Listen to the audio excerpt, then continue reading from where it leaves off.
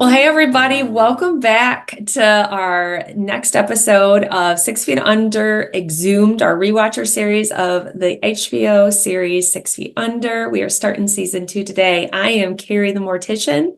I'm Faith, that Mortuary professor. Ben Schmidt is with us again.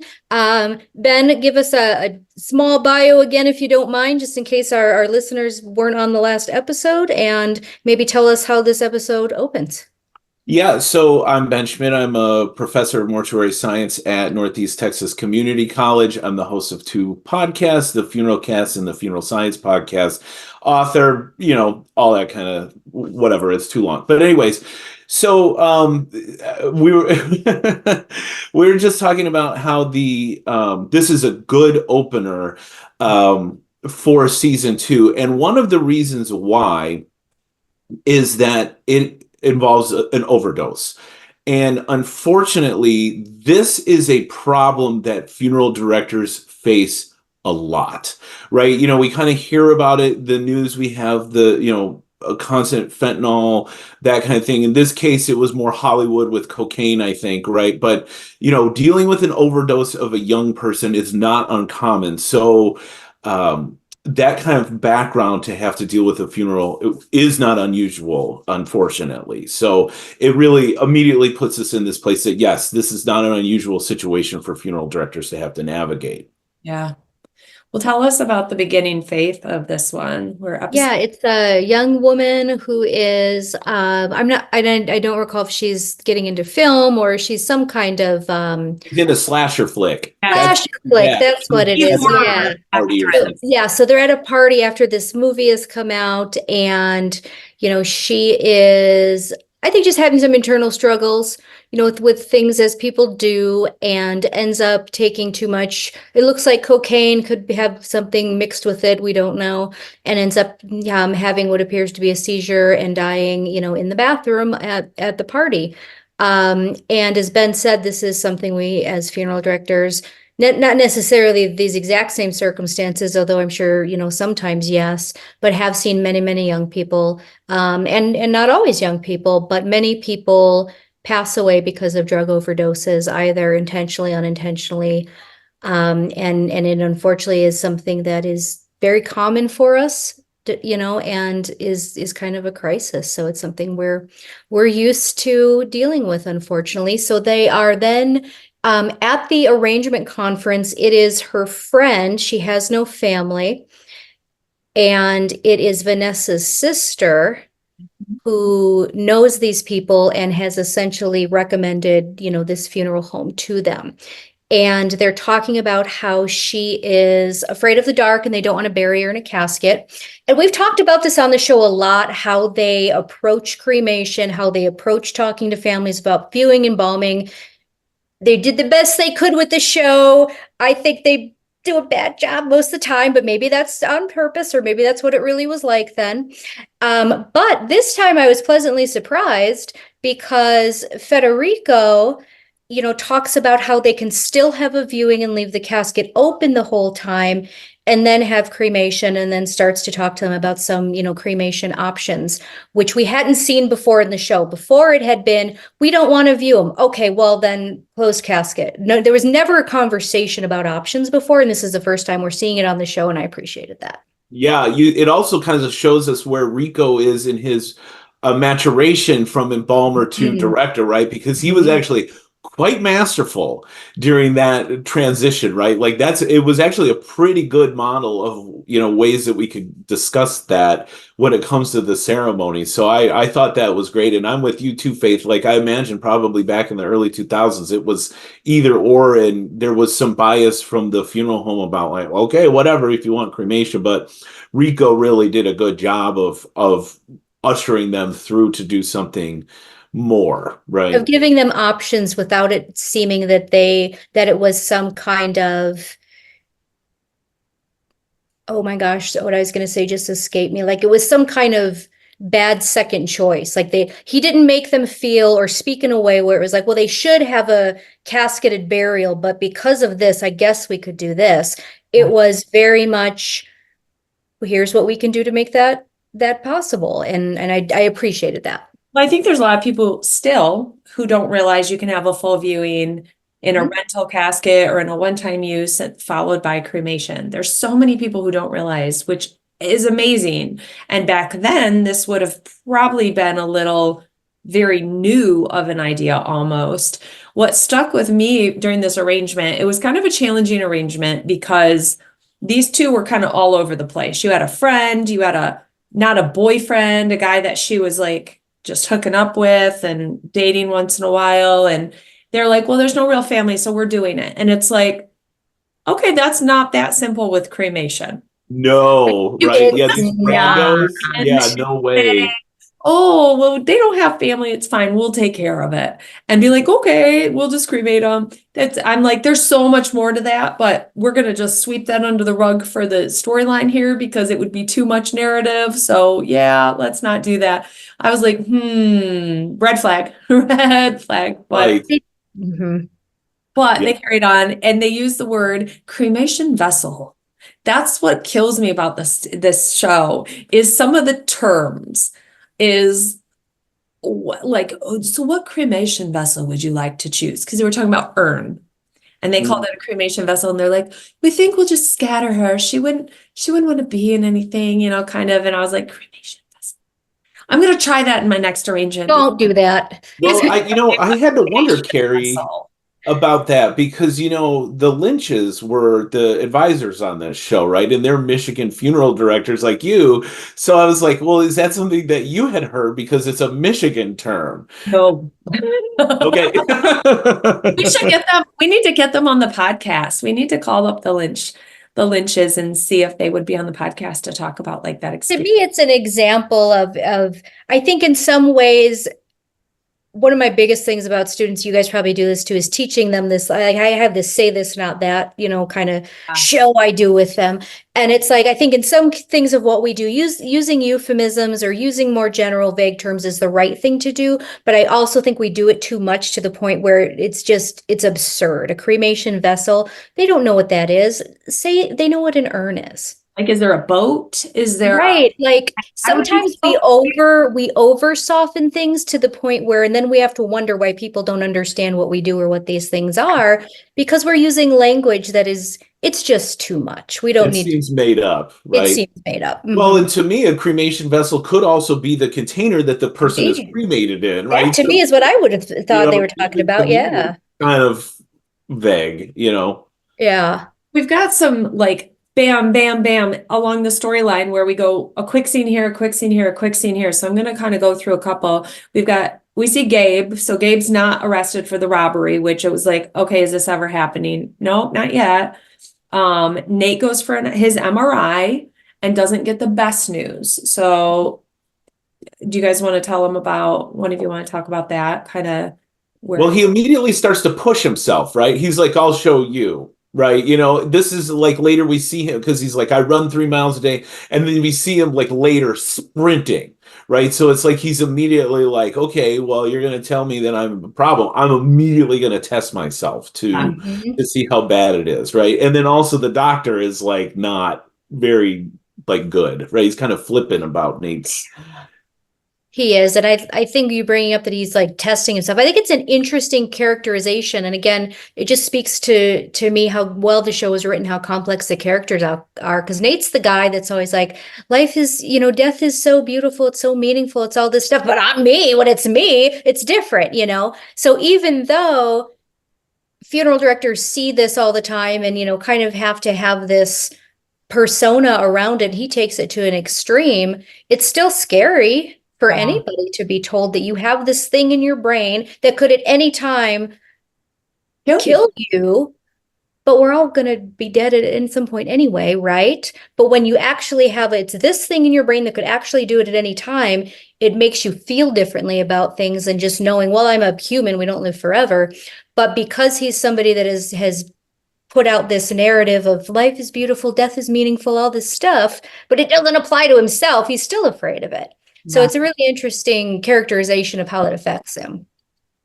Then we go to to Dave. So Dave also goes to the doctor for some tests. Well, he had his thing in Vegas, which none of us, had that same concern after Vegas. I certainly hope not. But no back alley arrests for no one on this call. And so he's at the STD clinic or the clinic, I don't know what he is, but he's gotten tested and for HIV and some other things. And what are his results, Kari? Gonorrhea is the winner. So he's got gonorrhea, and they're like, "Have you had unprotected sex?" He's like, maybe a little. And they're like, "Well, don't do that again." And he's like, "Okay, I guess so." So they give him medication, and he carries on, and he decides to go on this blind date with this guy. And the guy's basically says, "Okay." And Dave goes, "Do you want to do this again?" He goes, "No, I don't think so." And so he gets declined, which I don't think Nate's used to in a lot of ways. And this kind of everything is driving him back to Keith, but Keith is with somebody, and Dave keeps pushing those limits by inviting Keith to do things and joining Keith and his boyfriend to do things. And, if I was Keith, I feel like I would put a distance, but I think Keith sees Dave as the broken person he wants to fix. And he can't quit him because I think he sees in him something and knows the good. And I thought it was interesting who they choose to put Dave with, right? Because again, seems kind of typical funeral director, right? Keith is a cop. This guy that he went on a date with is a firefighter. So it's like, these are, I know that the firefighter was kind of a personal ad, but these are also the kind of romances that you might come across as a funeral director, right? Because we interact with the police and firefighters, and, the next phase, I guess, would be cereal vault installers. What do you do? Yeah. So it's just like these people within our sphere. So I liked how they kind of like picked a firefighter because that seems like a normal match, Exactly.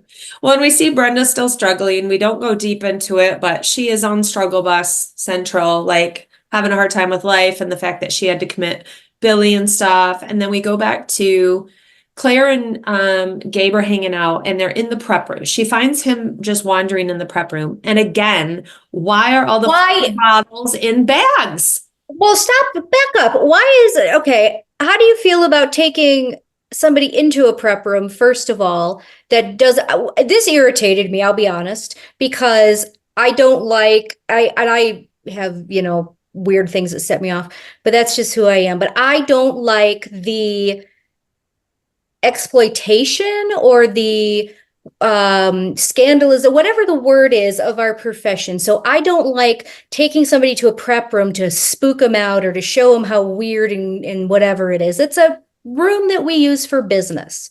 It's fine, when you go to the dentist, you go, "Ooh, there's the dentist." Like it's just what we do. So why Ooh, the dentist. well, maybe so. Dentists are scary too to some people, but I don't like when we perpetuate that ourselves. The public may have opinions about prep rooms and think they're spooky, dark places, and we can do, like Kari does, and shows what it really is in an educational way that's positive. And I don't like it when we ourselves contribute to that narrative. And I felt like bringing him down there, kind of was icky. Well, he went on his own, didn't he? She found him. No. Oh, I thought she found him in there. She brought him. But she did that before. Remember the guy that was at the... Yeah, that's what I mean. She's done it before. Funeral. And so it's like her thing. I think it's what she has to offer, because she doesn't know who Claire is at all. She doesn't... So she likes the shock and awe value of showing people what they couldn't get somewhere else, because it's maybe one of her highlights of her, she feels like. He drives around in that lime green hearse. So, I mean, I guess you're probably right with that. And then I'm with you, Kari. Like you said in the last episode, Gabe is a bit of a villain. So bringing somebody who might be involved in these nefarious things to a prep room that has things like formaldehyde and stuff in there, I was like, oh no, you have to be even more of a filter when you're thinking about that, because somebody who breaks into or robs a store might break into your funeral home and take the chemicals. And she had no idea about that. She doesn't know he robbed. No, she doesn't. But that was my creeping sensation of oh. I thought that too. And then he stands there and he's like, "Oh, this is where my brother was." Obsessed with Gabe Trout. I'm sorry, I look crazy.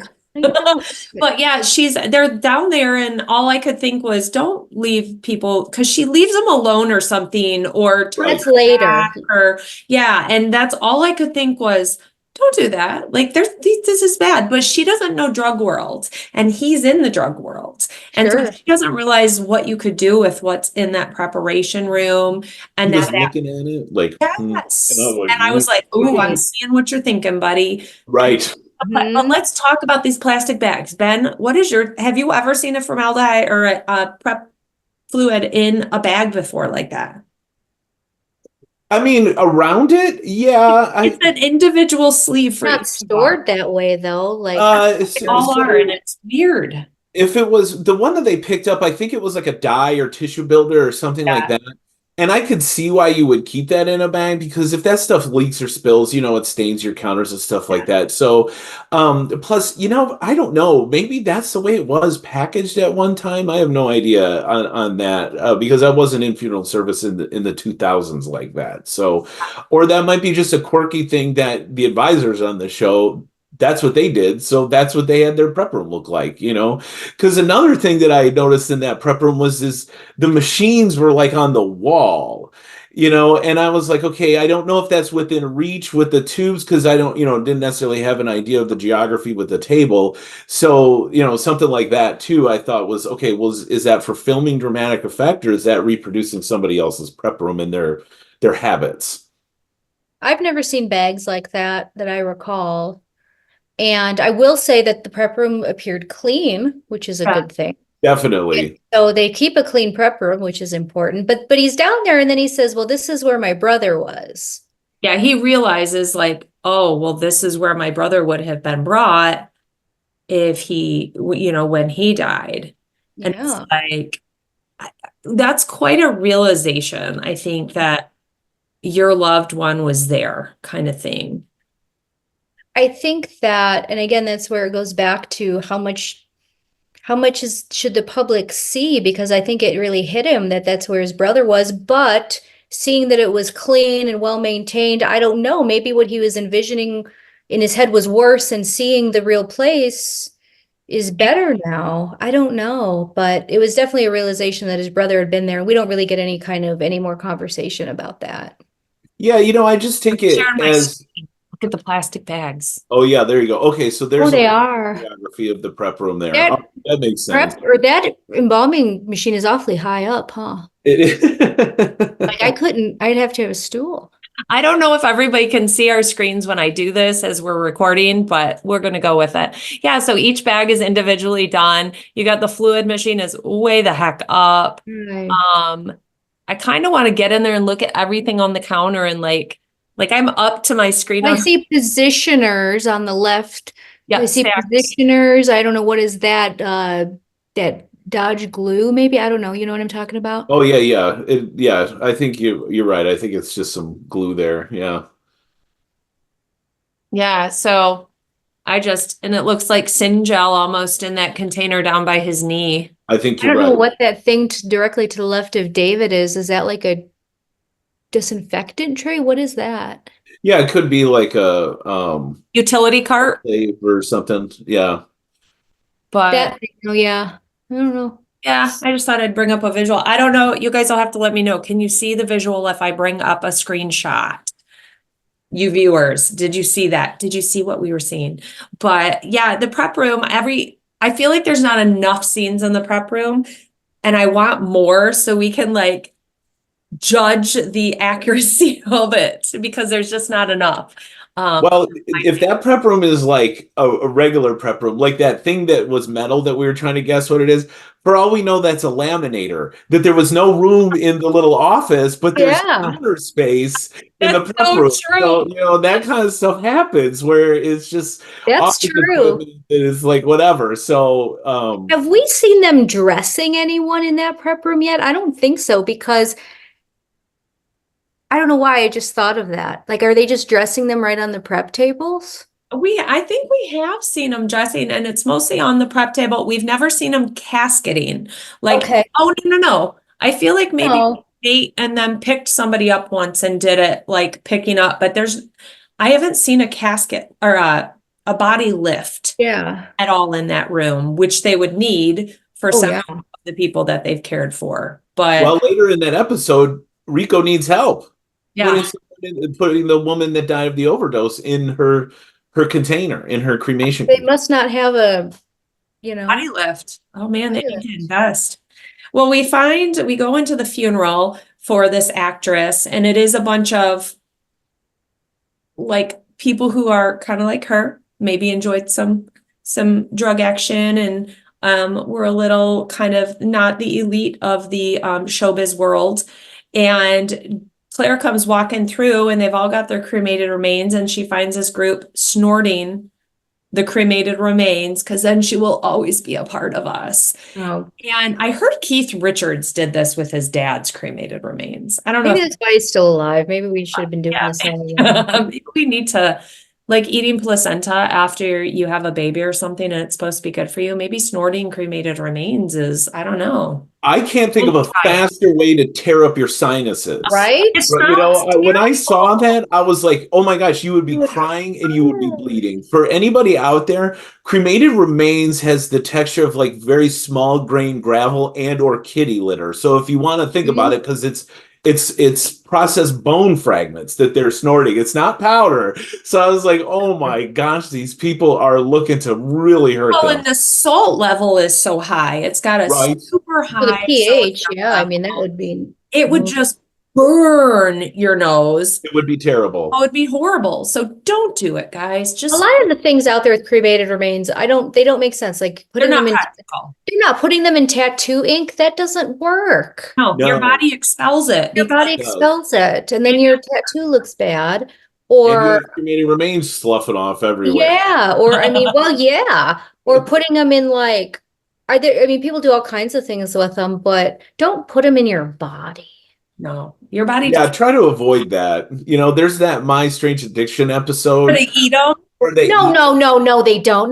Yeah, there's a woman that eats her like a spoonful a day or something like that, where she eats it. And it's, and it's the disclaimer you always get when you're not supposed to eat something, organ failure, all that other stuff.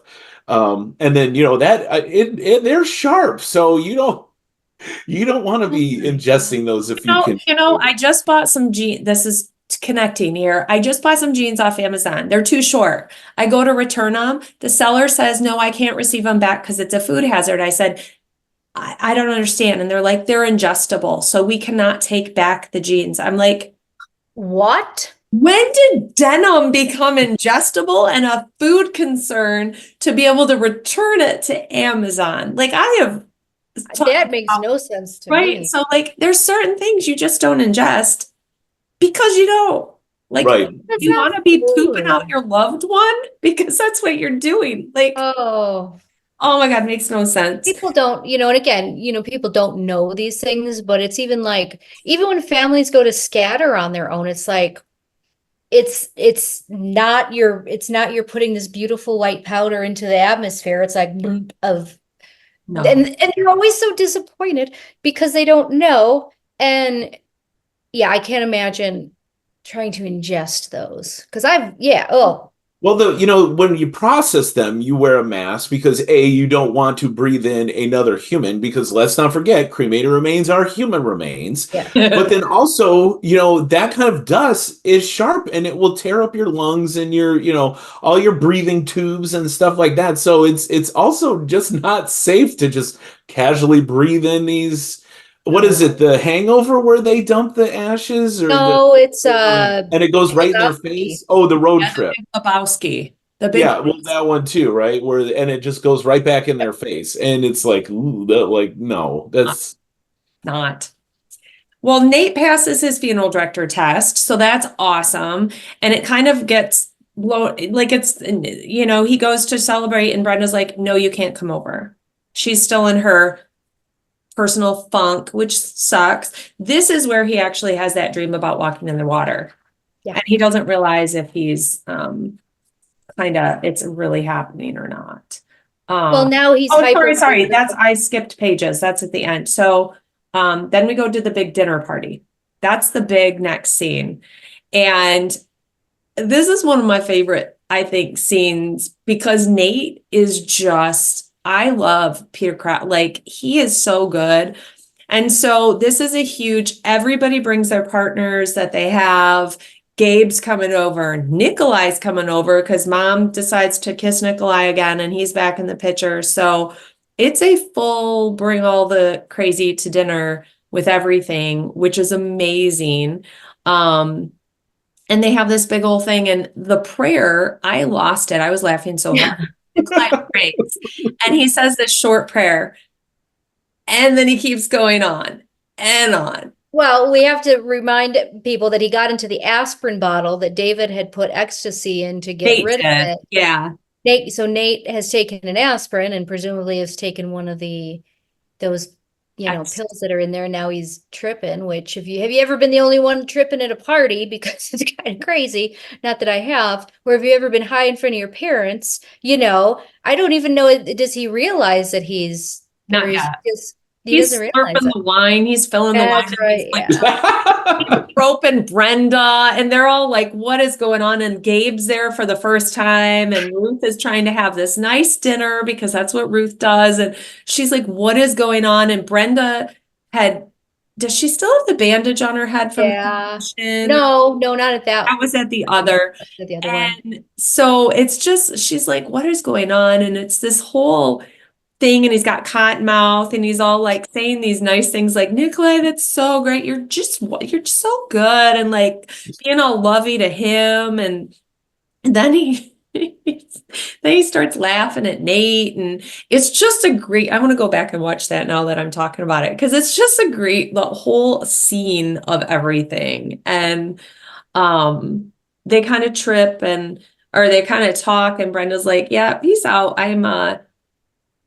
I'm leaving because you're high," and they realize. And so Nate and Dave kind of have this lovey moment, and they're like, "I love you, man. Like, I really love you," and stuff. And I like seeing those moments between the two boys because they're so different, like you said, Ben, or maybe Faith was saying, like, they're so different, but they are so similar in so many ways with, what they believe and do and stuff. And they try to be good brothers to each other, that's for sure. They do. That's one thing. Even though they're different, they try to be good brothers as much as they can, and good siblings too, because I think they're good big brothers to Claire for the most part too. So, yeah, that's nice. I know, I like that.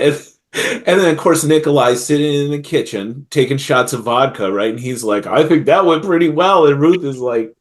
He's like, "Were you at dinner like as I was?" She was trying to be supportive, that's like earlier in the episode, she's reading that book about, how to help your newly outed child navigate. So she's just trying to be inclusive in her own way and thinking, okay, this is going to be smooth. They got that chicken that's plated nicely and she puts it on. That of course, Nate is accidentally tripping, during this whole thing. So yeah, it's great. Once again, Ruth Fisher. Yeah, she's a good one. I like when she's having that conversation with her kids before the dinner, talking about the dinner. And she's like, "Claire, you can bring whatever. Nate, you can bring whatever. And David, you can bring if you have a special friend."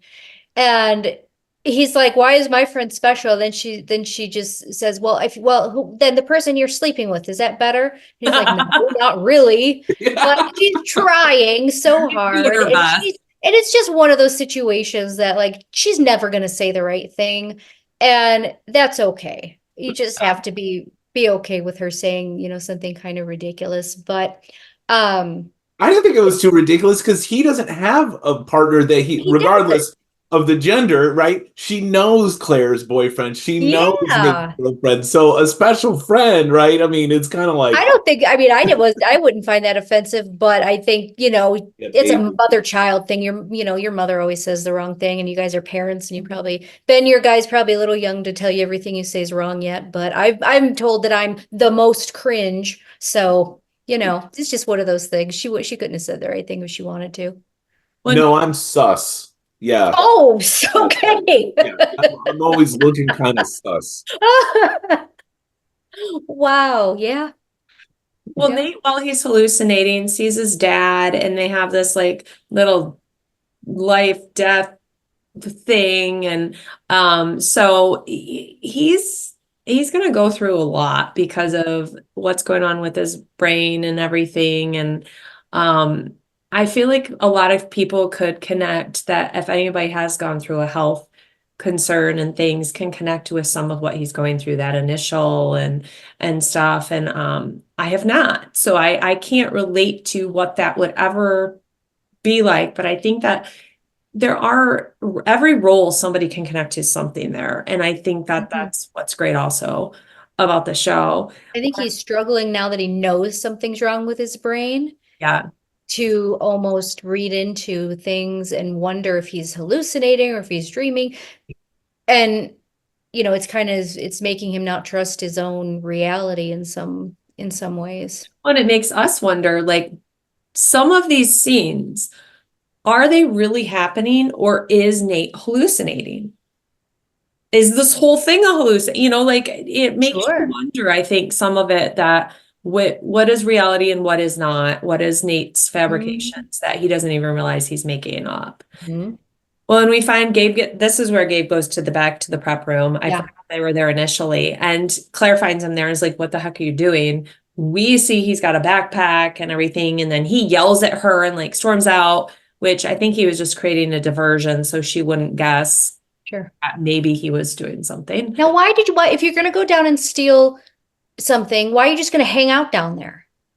Like, get in and get out. I think because he is emotionally connected to his okay. There. Okay. I think, like you said, he has got the naughty side, but he is also this hurt boy who is not an adult even yet. He's still a child who went through a very traumatic thing. And I think he bounces between the two. Or it was a cover. Which is also possible, right? He was acting like he was hanging out. Oh, yeah, maybe. But it was a cover. One thing that we glossed over, part of this, is the funeral for that woman. That was coming next. Okay, got it. Never mind. No, you're good. Yeah, I jumped when I flipped my page. I jumped to the end with the snorting, and that was actually after the funeral. So yeah, we get to this funeral. My favorite. Go ahead, Ben. You tell what stuck out to you, because I have one thing from that funeral that was my absolute favorite part. Was it when the boyfriend sings the song? Yes.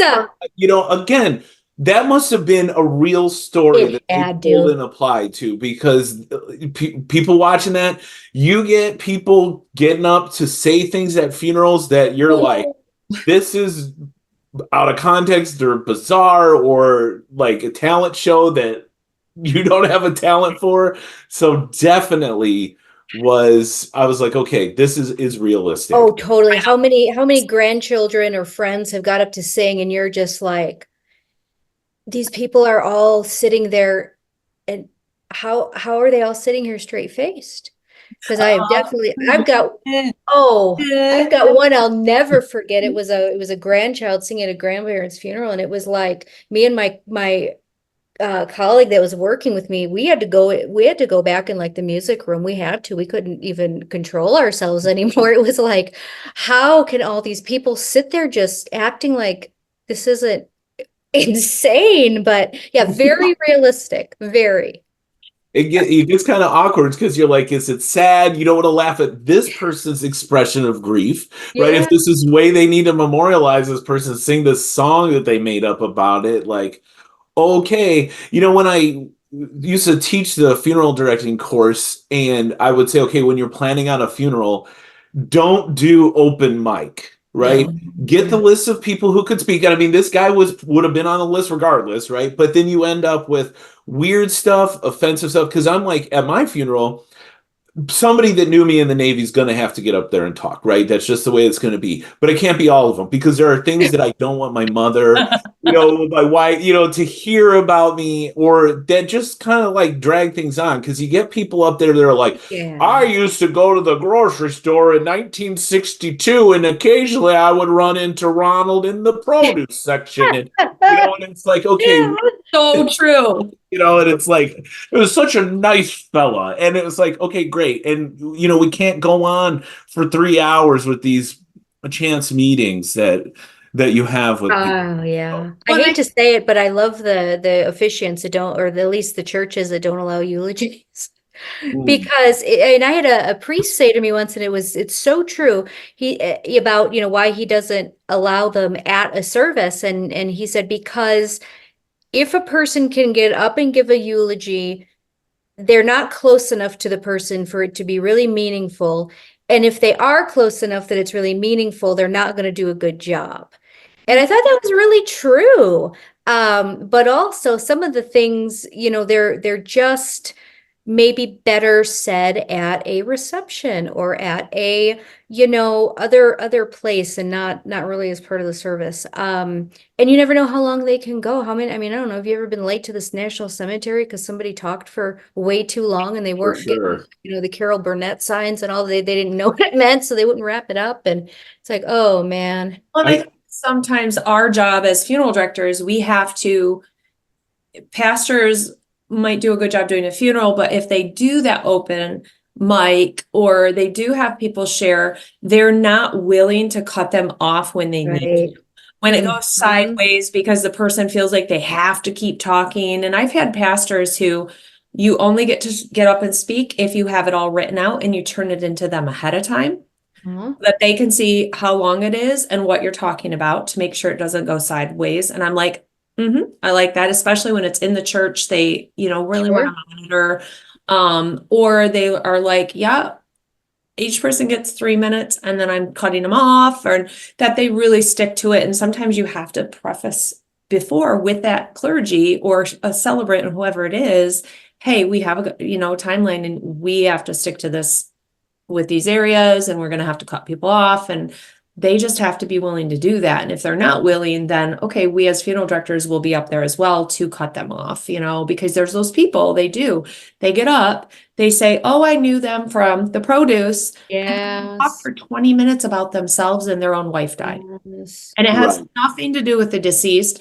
It's their chance to talk about their own loss and to have a moment. And it's like, it's not appropriate for that. Oh, it's not appropriate at all. So it does take us saying something and whoever is leading it to really be in control of what is happening with it. And if they're not willing, then maybe you shouldn't be in full control, because that needs to be a structured. It can't go on for like 3 hours and stuff, especially if you have to get to a burial. So the first big funeral I did as a licensed director, the ink on my license was barely dry, right? And it was we had a very chaotic day at the funeral home, and I ended up with this funeral for a firefighter who died and had been a Marine also. The guy didn't die in an accident, but he died on duty, right? It was like he had a heart attack or something while he was on watch. And one of the things that he had also done is that he was one of the first people in the car to drive to Ground Zero on 9/11. And this guy was older. He was like, in his mid-40s or whatever. And he had trained a bunch of guys in the fire department, right? And so obviously we were going to do a procession down to the National Cemetery from where we were. It was about an hour and a half. It was a big deal. Full military honors, the firefighters from like all the neighboring towns and everything. It was a big deal. Both me and the priest were kind of under pressure to make sure that this funeral went the way that it should.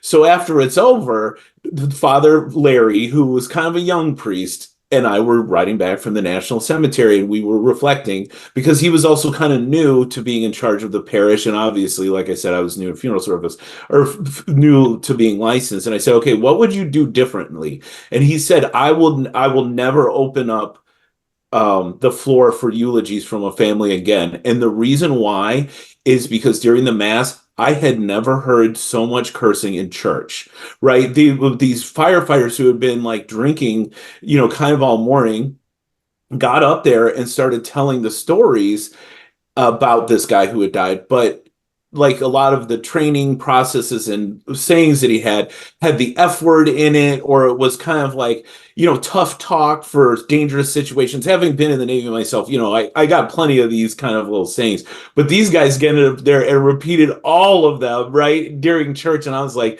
yeah, so it can be a real danger to a packed house. You don't know who's listening. And then plus he was new, so he was like, I don't know who's paying attention to this and who's going to get back to hear that like there was just so much cursing in church that day.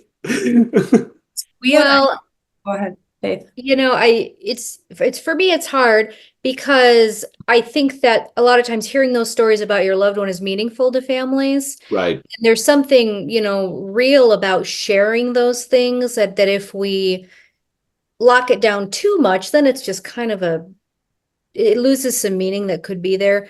But people also have to have some sense about them, and not everyone does. So it's like, when do you allow that and when do you not? And is it really our place to allow somebody to speak or not? But that's conversations that you have to have with a family during the arrangement about what their preference is. And if they really feel strongly that they want that, and you're working with a celebrant or an officiant that allows that, having that conversation about putting parameters on it and, the reasons. But I don't know. I always struggle with that because you don't want to take that away from them because it is meaningful, but also when it goes wrong, it goes really wrong. And also, I just realized that the microphone I thought that I was muting and unmuting this whole time is not the microphone that my laptop is currently using. So I apologize if you've heard any yelling at my child in the last couple of recordings here, because I have this and I was pushing mute, but it's not muting, is it? No, it didn't. Not so much. Not All even right, cool. Sorry about all that. In the last episode, everybody, I really thought I was muting myself. Well, and that's, I think, that open mic is like, hey, let's do this at the reception. We'll hold something and offer a time people can get up and talk. Or maybe that's why you have a visitation. And during the visitation, we're going to have an hour of sharing that anybody can get up and tell a story and, cheers to their friend or something. Because especially if you are going for burial, you do have time constraints. You can't be an hour late to the cemetery because the family gets charged more. You can't be 2 hours late. You can't miss your time slot at the National Cemetery. They don't just let you jump in whenever. So there are considerations, and it's not that we're being jerks by saying, oh, we don't want stories, but yeah, there's got to be parameters. And if you can't share what you're going to share in like a nice 5-minute story, then maybe it's too long and you need to let other people share as well, kind of thing. So I think it's definitely good to have parameters. But so yeah, the singing, gosh, oh God bless. It was so real. And the woman before him too, with the urn necklace and like her little thing. I was like, this is exactly what you would expect. We love those kind of funerals though, just for entertainment value, that like it does liven our day. I'm not gonna lie. It's a little bit of like, not just Betty who was 90 and it's just kind of just a mask, like a real, yeah. Like it does liven up our week a little bit. But so a part of this was that Rico's sister-in-law is who employed them, and they're not getting paid. They're getting a little bit of money, and people are like, oh, we already blew it on this and we don't have it. And so Rico's really pissed because she's not paying anything towards it and nobody else is. And so that becomes a point of contention. And then we wind down, because I flipped my page, I went out of order. That's when Nate finds out he passes his test. Brenda won't let him come over, and he goes to the beach and like walks out into the water in this kind of dream state and has this moment of whatever he's having. Yeah, it's back to the thing about the payment. So who signed the contract, first of all? Which again, they don't go into, these things that we have to think about and worry about at all.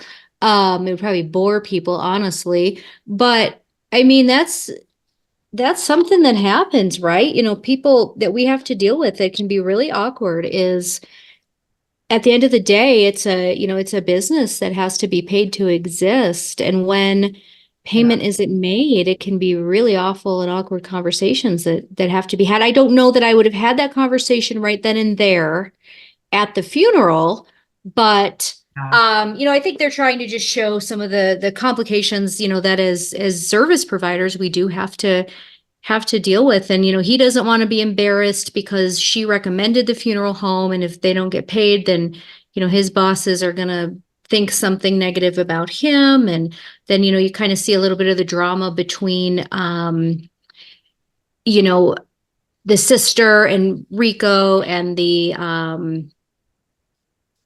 her sister, kind of their family life, about her lending him money and all of that. But back to kind of the end of it, where we're at the beach. Yeah, he has that little vision. And again, we don't know if that's dream world or what's going on, if he really walks out or not. So it kind of closes out. It gets you really hooked into season 2. Like, let's bring it on. So, well, thank you guys for being with us for the opening to season 2. I can't wait to see what else happens. And thanks to Ben for joining us again. So check Ben out on all his social media. All the links and everything are in the show description. And we'll see you next week for season 2, episode 2. Bye, guys. Bye.